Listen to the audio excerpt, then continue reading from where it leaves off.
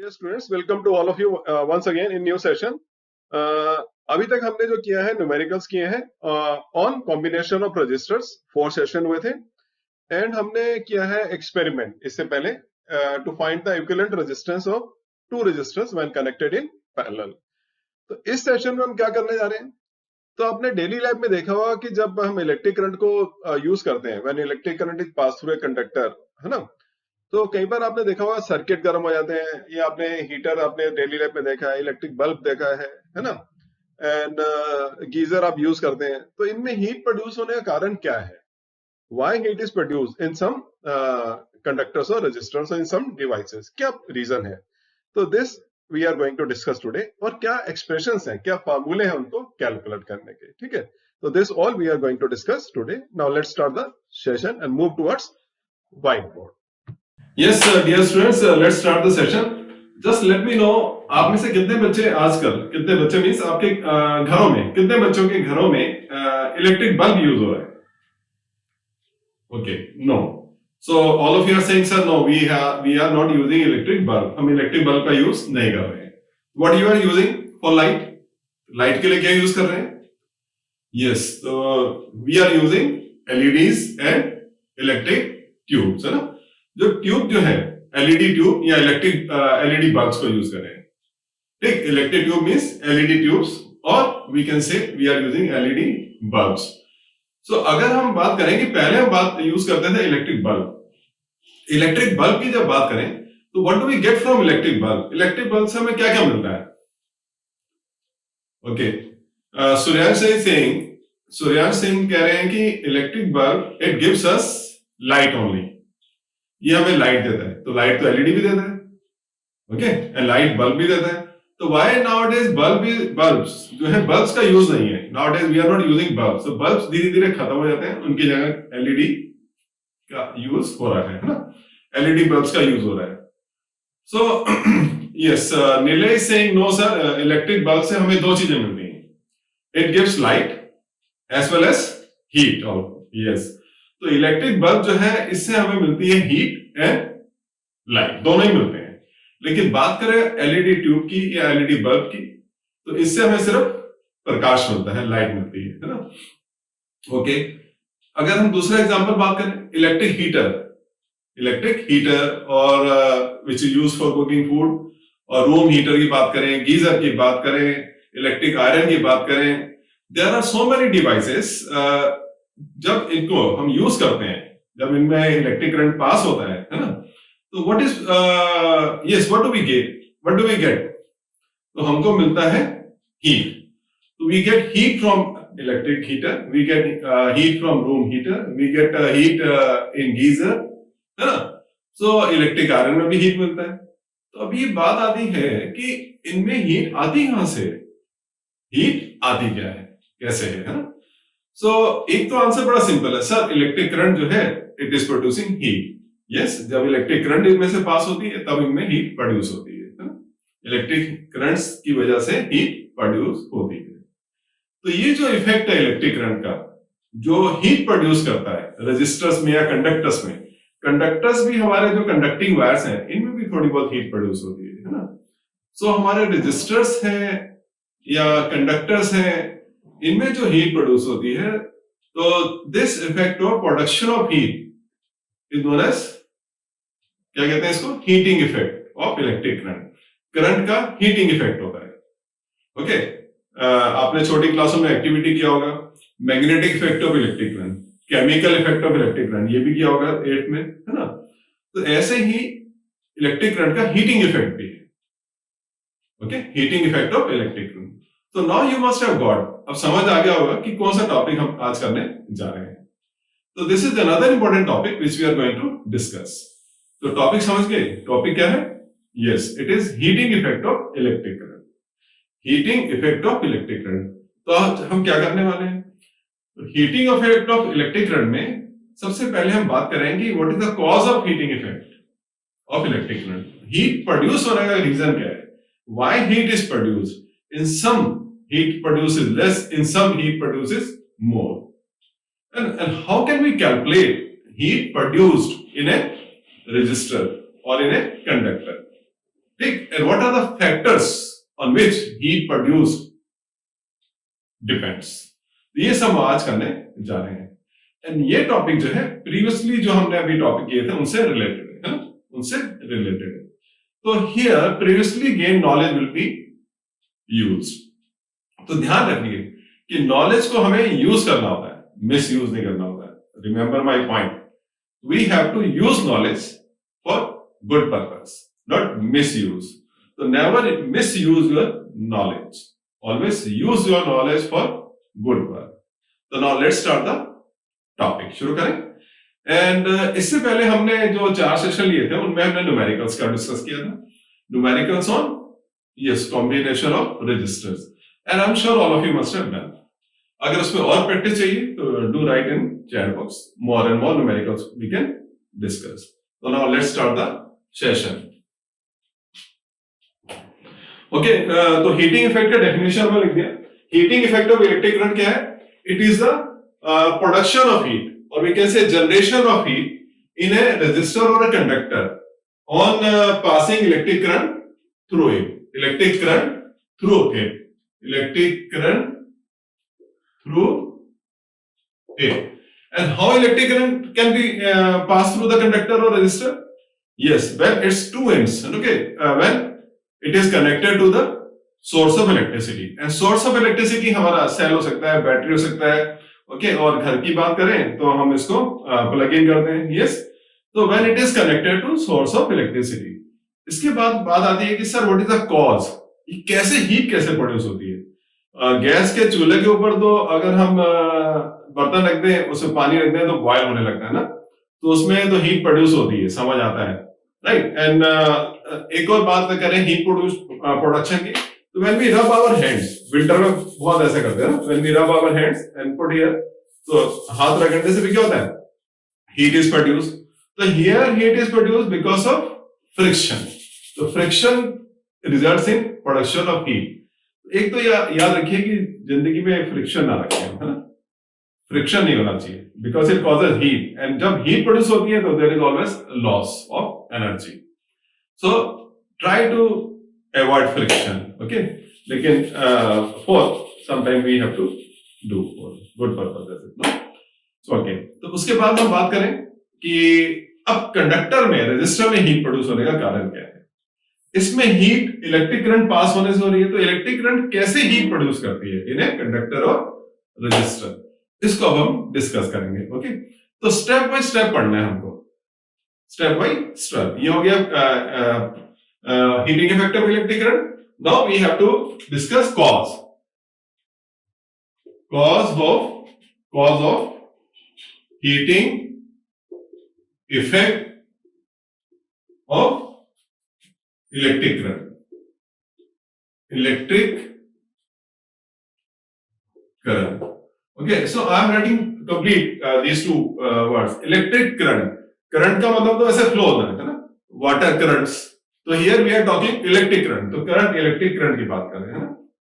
Okay, so when we talk about conductor, अगर हम conductor की बात करें तो this is a conductor, and yes this is a conductor, and it is composed of, yes it is composed of atoms, ions. और atoms के अंदर क्या होते हैं? फ्री इलेक्ट्रॉन्स होते हैं. Yes, free electrons are also there. Neutral atoms भी होंगे, है ना. तो व्हेन दिस कंडक्टर, इसके जो एंड है A end B, when it is connected to a source of electric current, say it is a, yes ये हमारा हो गया battery. So what will happen? Electric current will start flowing through the conductor. तो ये तो होगा conventional direction होगा current, है ना. और इलेक्ट्रॉन्स क्या फ्लो करेंगे? इलेक्ट्रॉन्स विल फ्लो फ्रॉम, ये इलेक्ट्रॉन जो है they will flow from, yes negative terminal to positive terminal. ये इस तरफ जाएंगे, ठीक है. यस, तो when these electrons start moving from negative terminal to positive terminal, है ना, ये पूरे जब जाएंगे तो ऑन देयर वे, तो क्या होगा? रास्ते में क्या होगा? इनको कौन कौन मिलेगा? इनको रास्ते में क्या मिलेंगे? दूसरे इलेक्ट्रॉन्स मिलेंगे, एटम्स मिलेंगे, आयंस मिलेंगे. यस, सो ऐसे ही लाइफ में भी होता है. तो कॉलिजन होगा जब दूसरे इलेक्ट्रॉन्स मिलेंगे, है ना, आयंस मिलेंगे, तो these free electrons will collide with them, will collide with them, तो उनसे टकराएंगे। जब टकराएंगे तो क्या होगा, ये दूसरे एटम्स हैं और जो आयंस हैं, तो what will happen to them, तो they will start vibrating about their mean position. Okay, तो वो अपनी मीन पोजीशन पर अप एंड डाउन मूव करना शुरू कर देंगे। तो वो जो फ्री जो एटम्स हैं, आयंस हैं, जो इसमें है कंडक्टर में, तो when these free electrons are colliding with these atoms और आयंस, तो दीस एटम्स और आयंस क्या करेंगे, they will start vibrating about the mean position. तो जब अपनी मीन पोजीशन पे वाइब्रेट करेंगे, तो उसमें वाइब्रेट क्यों कर रहे हैं, बिकॉज ये जो इलेक्ट्रॉन्स है they are colliding with them. तो ड्यूरिंग कोलिजन क्या होता है, whenever collision is there, some exchange of energy is there, तो energy is transferred from one body to another body, है ना, एक बॉडी से दूसरी बॉडी में एनर्जी दी जाती है। तो सेम वे इलेक्ट्रॉन्स जो है इनको एनर्जी देते हैं, and because of that energy these atoms or ions they start vibrating about their mean position. So any doubt here, तो इसको जरा समझ लीजिए, just recall. Okay, got it? So which energy is transferred, because these electrons are in motion, so they have which energy, kinetic energy. So kinetic energy is transferred to atoms or ions, and because of that they start vibrating about their mean position. तो जब ये move करते हैं, vibrate करते हैं about their mean position, है ना, and these free electrons are providing them energy, तो क्या होता है, देयर टेम्परेचर इज इंक्रीज्ड, और जब टेम्परेचर इंक्रीज होता है तो क्या होता है, हीट इज प्रोड्यूस। आपको कैसे मालूम चलता है कि भाई टेम्परेचर है, फीवर है, तो जब आप आपकी मदर आपको टच करके देखते हैं, ओके, या पापा टच करके देखते हैं, या भैया या दीदी से बोलते हैं कि जरा देखो फीवर है कि नहीं है, तो देन हीट से पता चलता है, बॉडी हीट अप हो रही है, तो this means temperature is up, going up. यहाँ पहले टेम्परेचर अप होता है, and as a result of that temperature what is, heat is produce. तो इसकी वजह से हमें जो कंडक्टर है, रजिस्टर है, that yes we feel that is now hot, वो गर्म हो गया, उसमें हीट प्रोड्यूस हो रही है। तो कुछ में हीट कम होती है, कुछ में हीट ज्यादा प्रोड्यूस होती है ना। जैसे अगर हम एलिमेंट की बात करें हीटर के, उसमें भी बहुत हीट प्रोड्यूस होती है।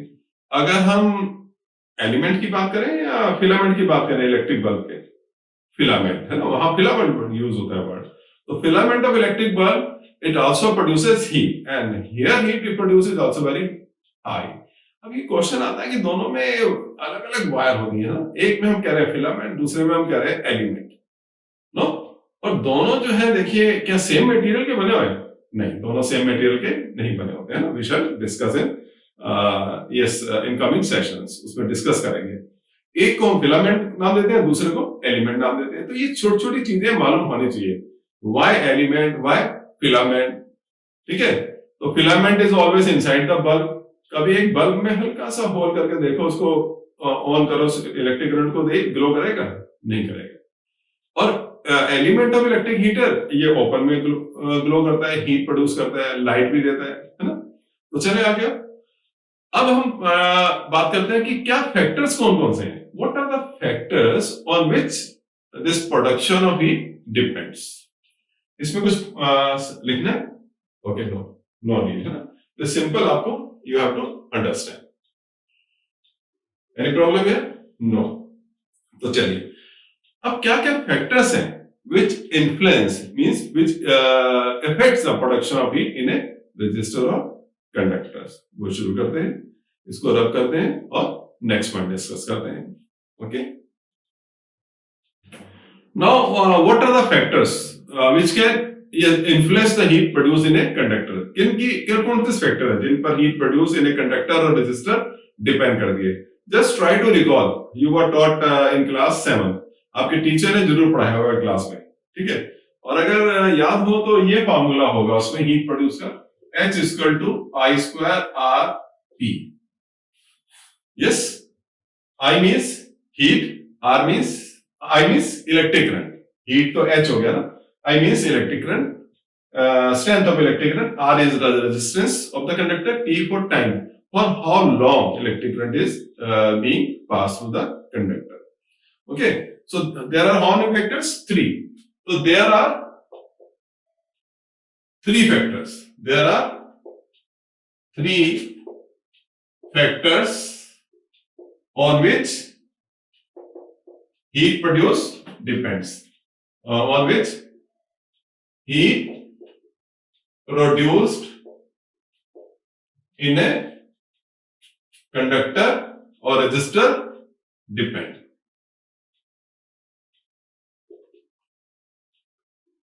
ओके, कौन कौन से फैक्टर है तो अब यहां से ले सकते हैं. तो number 1, strength of electric current, और we can say magnitude of electric current. Magnitude of electric current. So we can write down here strength. तो स्ट्रेंथ लिखे, यह वर्ड हम यूज कर सकते हैं magnitude. Magnitude of electric current. Yes, electric current. और ये देखिए हाउ इट अफेक्ट्स. तो हीट प्रोड्यूस क्या होती है, जो मैग्नीट्यूड ऑफ इलेक्ट्रिक करंट है उसका स्क्वायर उसके डायरेक्टली प्रोपोर्शनल होती है. तो heat produce H is directly proportional to square of electric current. तो जितना ज्यादा इलेक्ट्रिक करंट होगा, जितना ज्यादा इलेक्ट्रिक करंट का रेट ऑफ फ्लो है ना, तो जिसमें जितने ज्यादा इलेक्ट्रॉन पास होंगे, ठीक, तो क्या होगा, amount of heat produce will be more. तो मोर कोलिजन, तो ज्यादा कोलिजन होंगे तो ज्यादा टकराव होगा. Okay, more production of heat will be there as a result of collision. And then temperature will rise, so therefore more heat will produce. Okay. Now second क्या है? Second is resistance. The resistance of conductor or resistor. Okay. तो resistance of conductor. आपने देखा कि जो हम electric wiring में जो वायर यूज होता है, जो कंडक्टर है, जो मेटल हम यूज करते हैं, दैट इज कॉपर यूज होता है ना.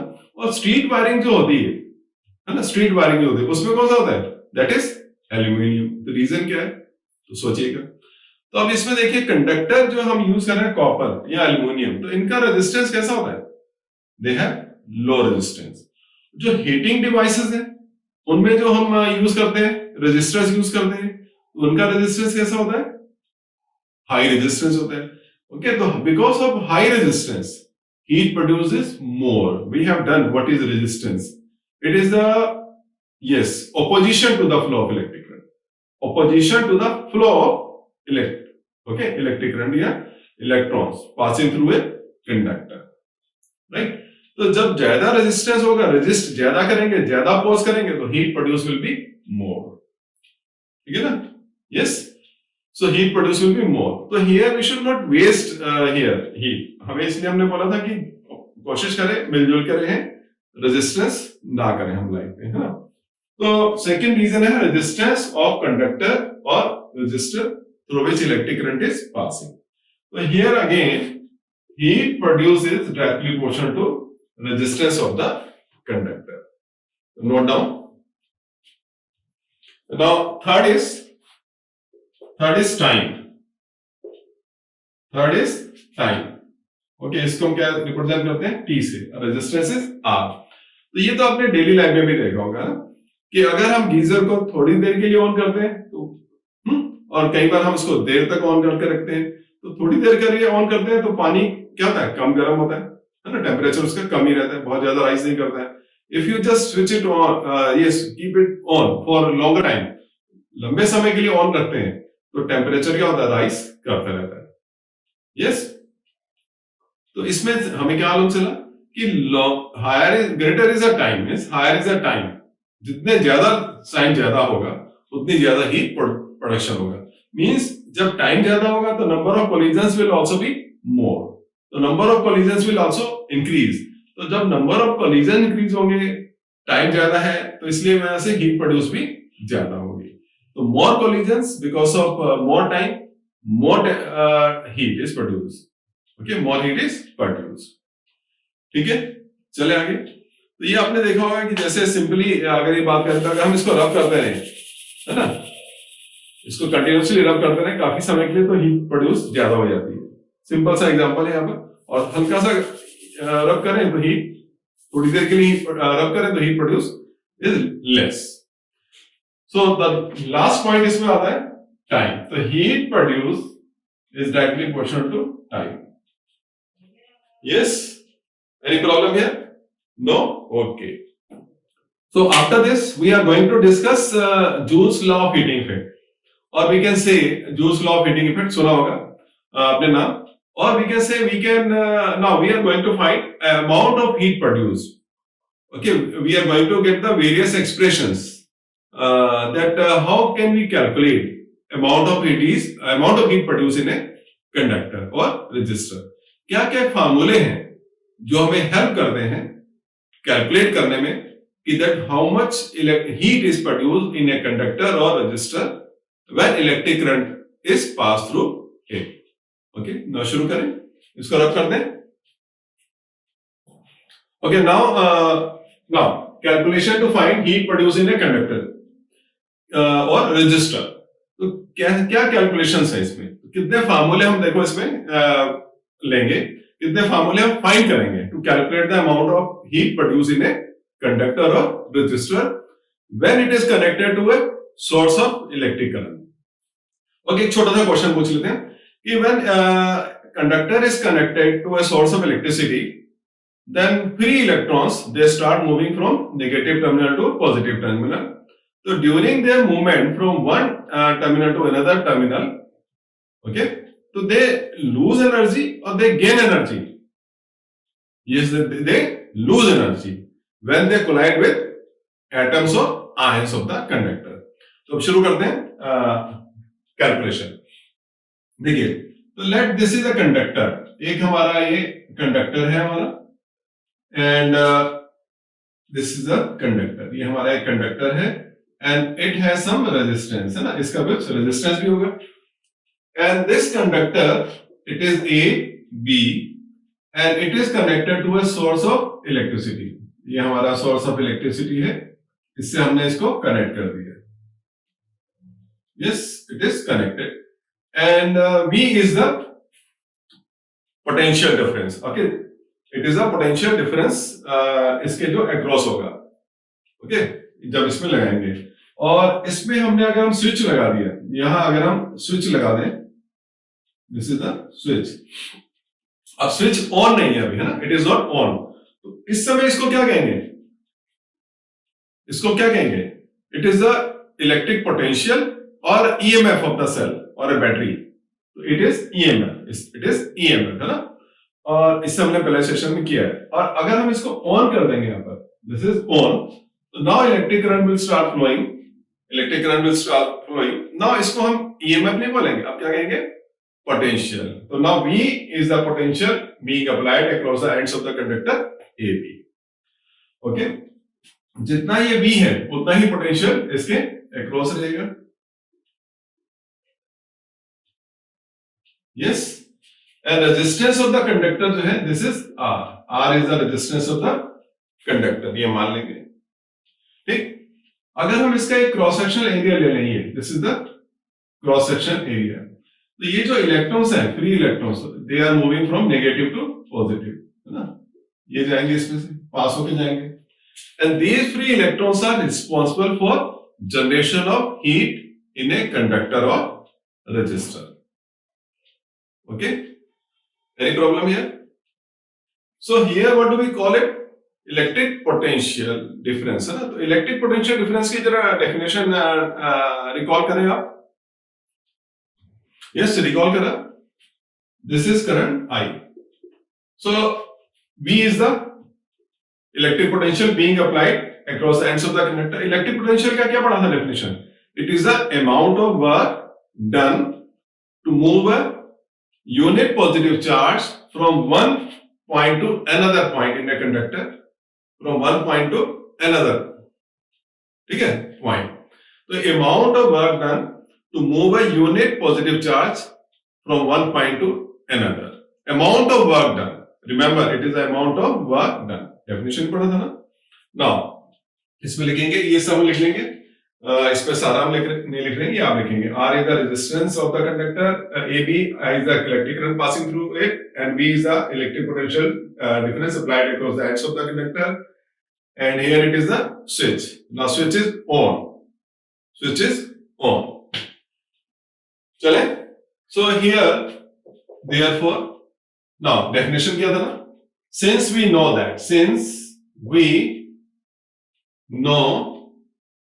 that electric potential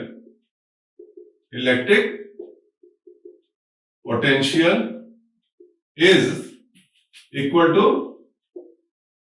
work done upon charge.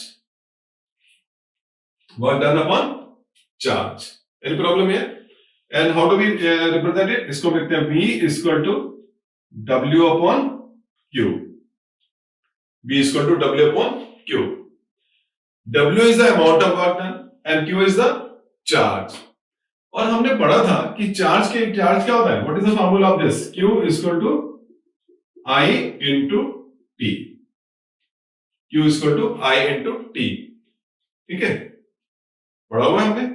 तो इसको आगे चलते हैं, अब आप थोड़ा सा कर सकते हैं।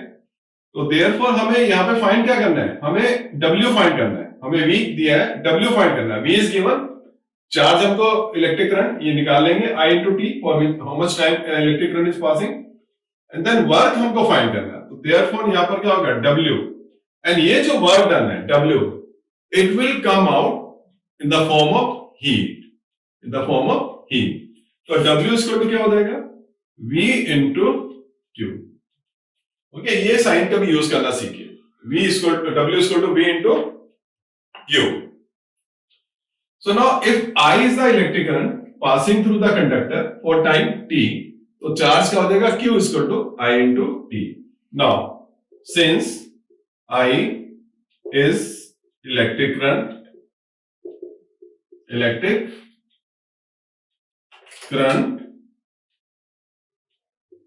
passing through the conductor for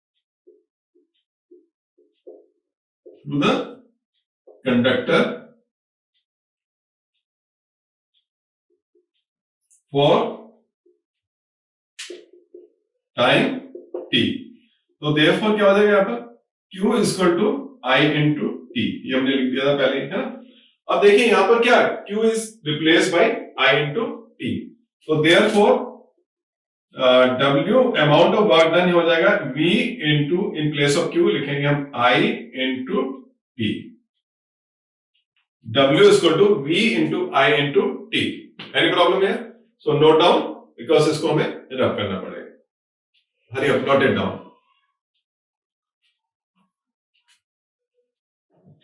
Okay, now W is equal to V into I into T, ये हमारा आ गया। अभी W क्या है? W is the amount of work done।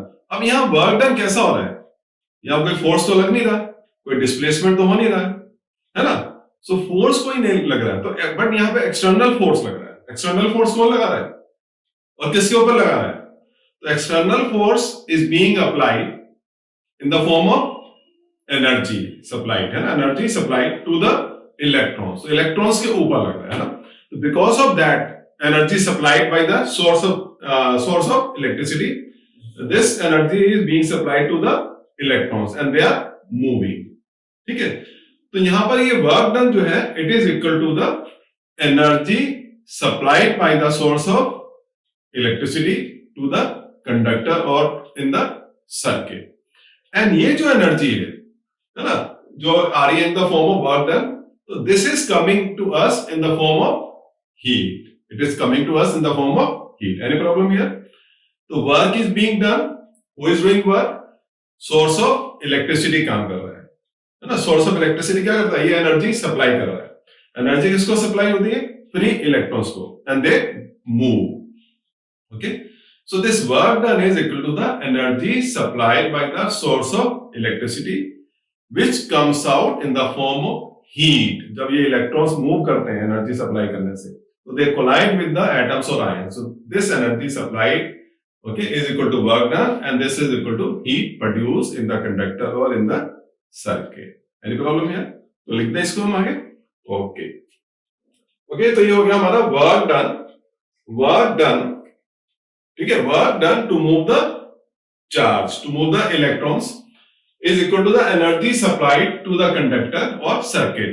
Who is supplying the energy? Source of electricity, and this energy supplied comes out in the form of heat produced in the conductor or in the circuit.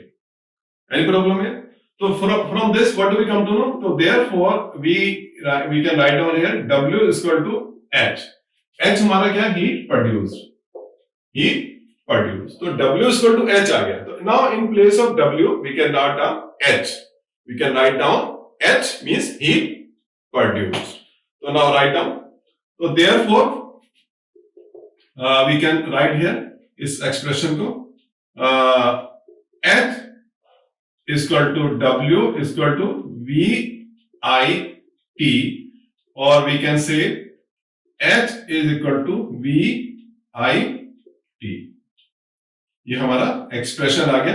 Heat produce in a conductor when V is the electric potential difference applied across the ends of the conductor. I is the amount of current passing through the conductor for time t. Okay, and ये जो heat produce है, it will come out in the form of इसका unit क्या होगा? in the form of नहीं, इसका unit क्या होगा? तो हीट प्रोड्यूस जो हो गया, this is in the unit joule. तो जूल में मेजर की जाती है ना, तो इसका यूनिट क्या होगा? जूल. तो इसको नोट कर लें और इसमें हम लिख देते हैं it is in joule. Yes, हरियर.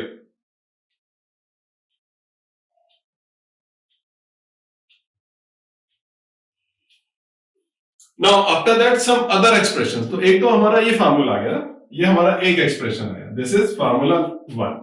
ये हमारा एक आ गया. अब इसके बाद में आगे भी वी नो, वी को रिप्लेस कर सकते हैं. यस, वी को रिप्लेस कर सकते हैं. ओम्स लॉ में हमने पढ़ा था V equal to I R, है ना, V equal to I R. तो देखिए अब हम दूसरे एक्सप्रेशन से बनाएंगे.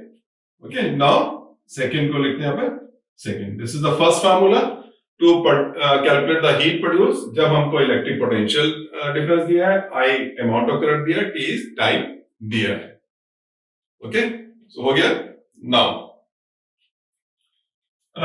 सिंस वी नो दैट, है ना, ये हम जानते हैं V equal to I R. ये कैसे है? By Ohm's law. Ohm's law, है ना. So V equal to I R होता है. तो यहां पर हम क्या कर सकते हैं? V को रिप्लेस कर सकते हैं, है ना. तो देयरफॉर ये जो फार्मूला बन जाएगा H equal to V I T, इसके लिए हम लिख देंगे H इक्वल टू V की जगह लिखेंगे I R इंटू ये वाला I यहीं रहेगा, ये T यहां पर है ना. तो अब क्या हो जाएगा देखिए, तो फार्मूला हमारा यहां पर आ जाएगा H equal to I square into R into T. तो ये हमारा एक और एक्सप्रेशन आ गया. तो this is the second formula to calculate the amount of heat produce in a conductor और रजिस्टर, वेयर I क्या है यहां पर? Electric current. This is I, magnitude of electric current, R is the resistance and T is the time. तो यहां electric current का square ले रहे हैं. ठीक, चले. अब इसको रब करना पड़ेगा because there is no space. Next expression, एक और फार्मूला भी है ना. अभी नेक्स्ट फार्मूला की तरफ चलते हैं. तो मेरा बिट नाउ ओके. तो नाउ नेक्स्ट एक्सप्रेशन, अभी हमने पढ़ा था कि ये पढ़ा हमने कि H equal to I square into R into T. This we have done, है ना. तो can we replace I here? क्या रिप्लेस कर सकते हैं I को? यस, है ना, यस कर सकते हैं. अभी हमने पढ़ा था कि since V equal to I R by Ohm's law, तो देयरफॉर यहां पर क्या हो जाएगा? I is equal to V upon R. ये हो जाएगा. ये आपको देखो अपने आप आता जाएंगे, बहुत इजी है. Physics is very easy and very useful subject. तो देयरफॉर यहां पर क्या हो जाएगा? Therefore H equal to I की जगह क्या रखेंगे हम? V upon R square into R into T, और नेक्स्ट एक्सप्रेशन हमारा आएगा v square upon r square into t, और we can say it is v square upon r into t। ठीक, ये हमारा फार्मूला बन गया। तो h equal to v square upon r into t। अगर एग्जाम में क्वेश्चन आता है to calculate the heat, v और r दिए, t दिए, तो ये फार्मूला यूज करेंगे। और अगर आप भूल भी जाते हैं फार्मूला, तो शुरू का ये फार्मूला याद रखिए, इसमें वैल्यूज क्या है, थोड़ा खुद फार्मूला बना सकते हैं एग्जाम में, तो मुश्किल कुछ भी नहीं है। तो नो नीड टू क्रैम, थोड़ा सा प्रैक्टिस करेंगे, ब्रेन का एक्सरसाइज होगा, तो आप अपने आप फार्मूले बनाते रहेंगे। So note down now next.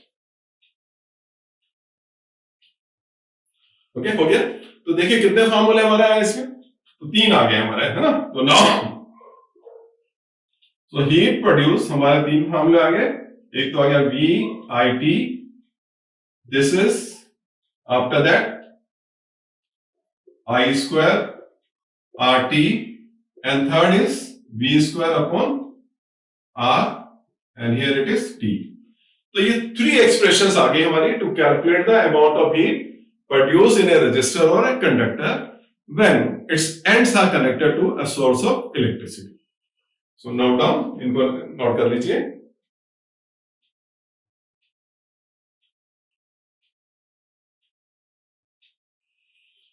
चले आगे चले, हो गया।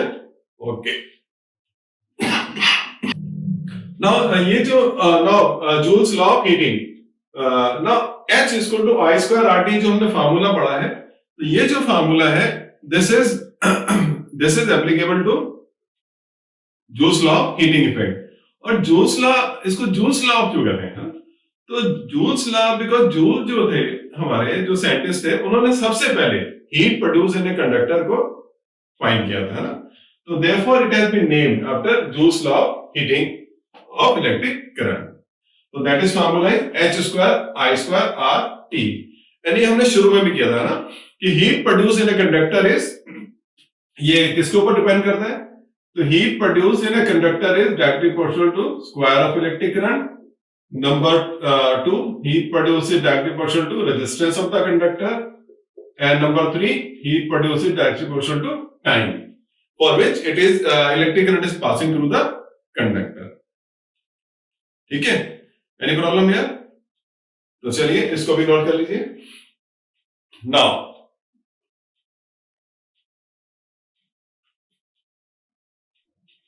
देखिए, इसमें जितने भी हमने एक्सप्रेशंस की थी, H equal to V I T, और H equal to I square R T, और H इक्वल टू ये हमने किया V square upon R into T, इन सब में जो हीट प्रोड्यूस है, this is it is calculated in joules, है ना, in joules. If you have to calculate the heat produce in calorie, calorie में करेंगे हीट प्रोड्यूस, तो कैसे हो जाएगा फार्मूला, जरा सोचो, just think of it, hurry up. Okay, so नहीं आया याद? ओके, तो if heat produced is measured in calorie, is measured in calories, तो देखिए एक्सप्रेशन क्या हो जाएगा। तो अब ये जो फार्मूले हैं हमारे, तो ये हो जाएगा H इक्वल टू हमारा था V into I into T equal to क्या था हमारा I square into R into T, और हमारा था लास्ट में V square upon R into T। ये हमारी एक्सप्रेशन थी। अगर heat produce is measured in calorie, तब इनके देखो कैसे चेंज हो जाएगा। तो ये चेंज हो जाएंगी तीनों एक्सप्रेशंस इस तरह से, है ना। तो heat produce will be V I T upon this J, okay, J, और J के साथ लिखा होगा what is J here, yes J, and इसमें I square into R T upon J, and here it is V square upon R, here it is J, and here it is T. It is T. Any problem? अब unit तो हमने लगाई नहीं, तो unit कहां लिखेंगे इसमें? तो unit will be here calorie, CAL calorie, and here it is P. Now what is J? J क्या है यहां पर? तो J is mechanical equivalent of heat. ये किसने कैलकुलेट किया था? ये किया था जूल्स ने. तो इसकी जो वैल्यू होती है, J की जो वैल्यू होती है, J value of constant J is 4.2. Unit बताइए क्या होना चाहिए इसका? 4.2 जूल पर कैलोरी. ये तो J is the mechanical equivalent of heat and its value is 4.2 joule per calorie. Okay, so ये जो एक्सप्रेशन है हमारा हमने करा था ना, तो this is known as Joule's heating effect. Joule's heating effect, और हम इसको कहते हैं Joule's law of heating effect. Joule's law of heating effect. Any problem? तो नाउ इतनी डेरिवेशन हमने कर ली. Now this formulae will help you to calculate the heat produce in a conductor. क्या हमको दिया है उसके ऊपर डिपेंड करता है. ठीक है, तो नेक्स्ट सेशन में हम बात करेंगे कुछ न्यूमेरिकल्स की. तो नेक्स्ट सेशन में कुछ न्यूमेरिकल करेंगे based on this. So thanks to all of you.